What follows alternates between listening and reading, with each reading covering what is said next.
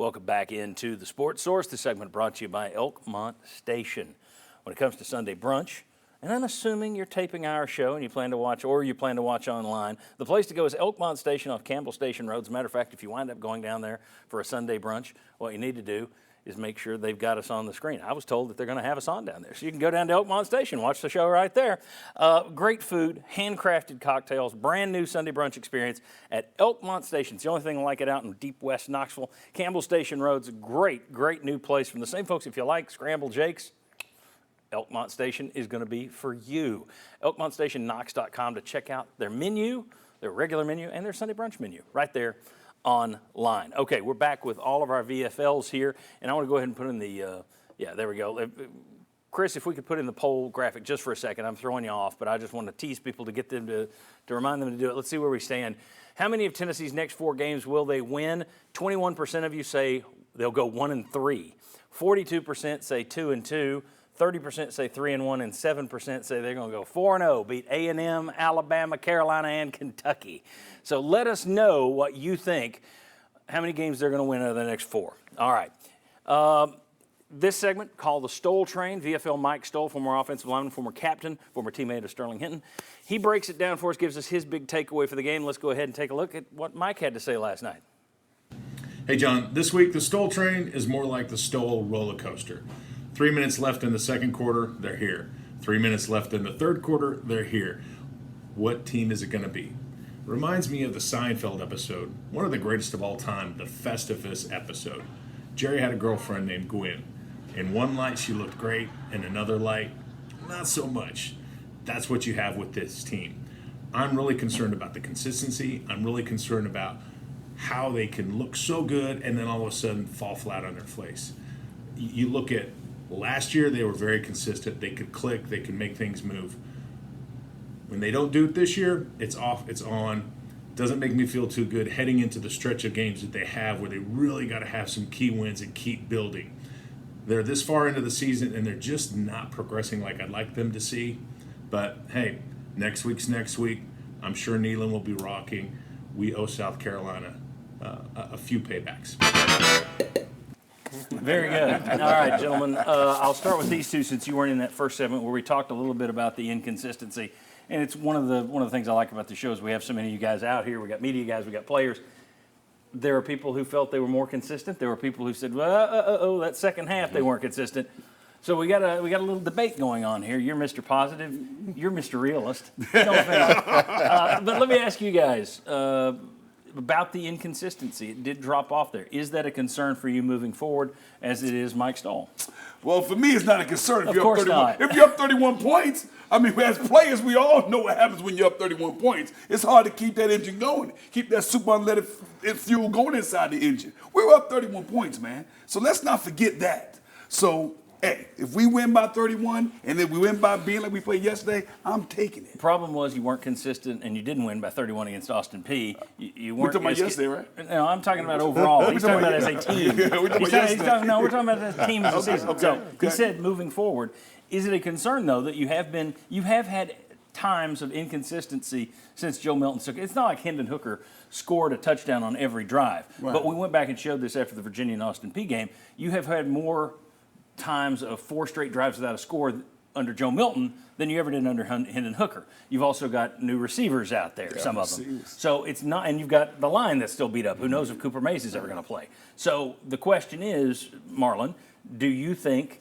this is a concern moving forward in terms of consistency with that offense? If I'm just being completely honest, I would say yes. And here's the reason why. One of the things I heard that happened before the Florida game that really caught my attention, anybody that's been in the locker room know how this goes. When they said that there was a team meeting after or getting ready for the Florida game, that let me know that we were not refocused. We were not recharged like we have been before. And so that was a concern for me. And then I think just going and watching it, how we played against Florida and then how we, been kind of up and down, for me that was a telltale sign that we've got some issues there. I don't know if that chip on our shoulders kind of fell off a little bit. That success last year kind of tasted really good. But last year we played with an edge. There was a certain mentality when we stepped on the field. So that team meeting let me know, like, all right, we've got some stuff we've got to kind of iron out. And I'm hoping that this game kind of helped refocus us, recharge us, because we know what's coming next week. That's going to be a really good football team coming in. Your thoughts, guys, on what you guys are saying? They've definitely been inconsistent. Part of me wonders how much Alex Golis leaving had anything to do with this. I know you're replacing Henton Hooker. But the other thing it feels like this first 3 games is you really hadn't found out, like, who your guys are, who's your actual playmakers. Dylan Sampson, they put him out there, yeah. Yesterday's game was the first game that you're like, no matter what, get him the ball. Like, Joe Milton hadn't been that consistently. Keaton's had a couple of good plays with the one-on-one coverage in Florida's end zone.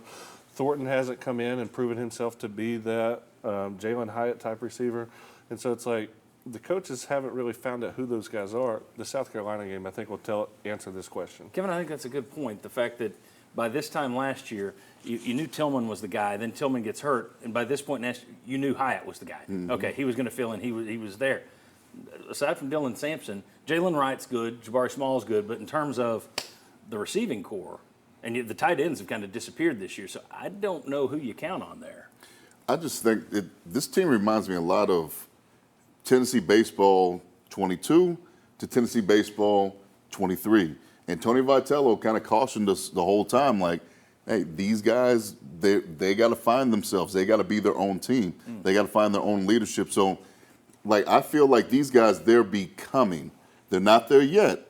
They're becoming. They're kind of like that 23 baseball team that started slow but found their way and then end up going on a run, College World Series, and we're all really proud of what they're able to accomplish. That's kind of how I see these guys. So I'm encouraged by yesterday.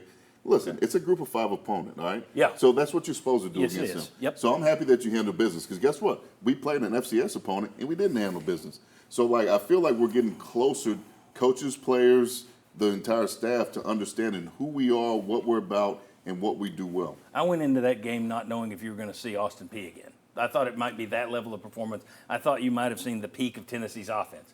They went out, they handled a crummy opponent, but they looked better doing it than they did against Austin Peay. So that was kind of that's the way I walked out of it.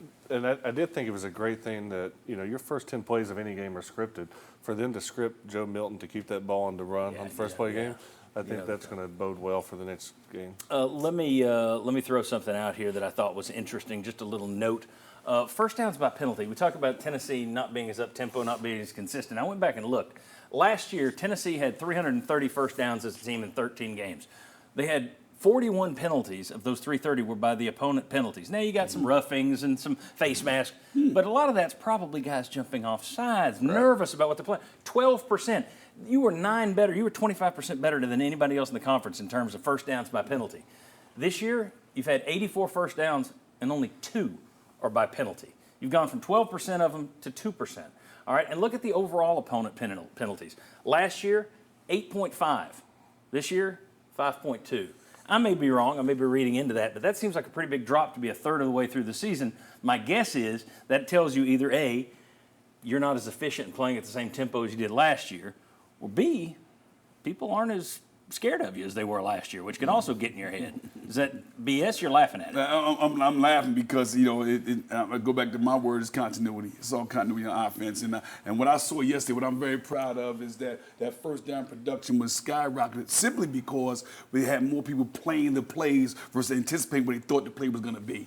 And when we had that RPO or the option read, it was amazing watching Joe take that thing 81. But because of that, when he had the option read and he gave it, there was a stop maybe 4 yards, 5 yards down the field, not going 2nd and 11. You know what I'm saying? So that's what I like. I think more continuity, more reps, and like Kevin said, that we're coming into our own offensively. I'm excited to see what happens in the next game against South Carolina. Okay, good deal. I'm sorry, guys. You get 10 seconds. I was going to Cavaliers and say also the new time rules have also decreased the amount of possession, so you got to be more careful. Yeah, okay, good deal. Awesome. When we come back, receipts were taken, dates on the calendar were circled. How important is this week's game against South Carolina? Coming back on the Sports Source.